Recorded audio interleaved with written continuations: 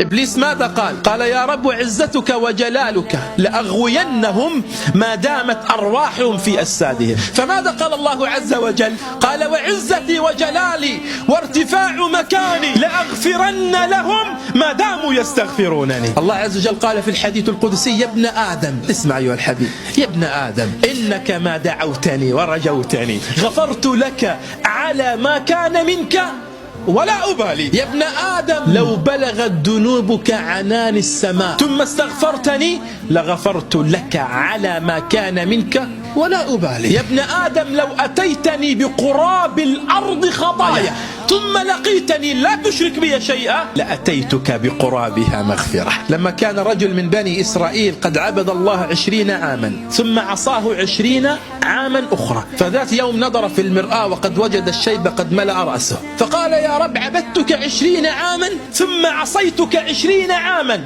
فهل إن عدت إليك تقبلني؟ 20 سنة من المعاصي من الذنوب، فهل إن عدت إليك تقبلني؟ فذهب إلى المنام وهو في يأس، كيف 20 سنة من المعاصي من الذنوب وقد شاب رأسك في المعاصي؟ فذهب وهو في يأس إلى النوم، فجاءه منادي في المنام يناديه قال يا فلان أطعتنا فقربناك، عصيتنا فأمهلناك، وإن عدت إلينا قبلناك. الباب الوحيد الذي لا يغلق، قد يغلق في وجهك باب من تحب، أما الباب الوحيد الذي لا يغلق هو باب الله.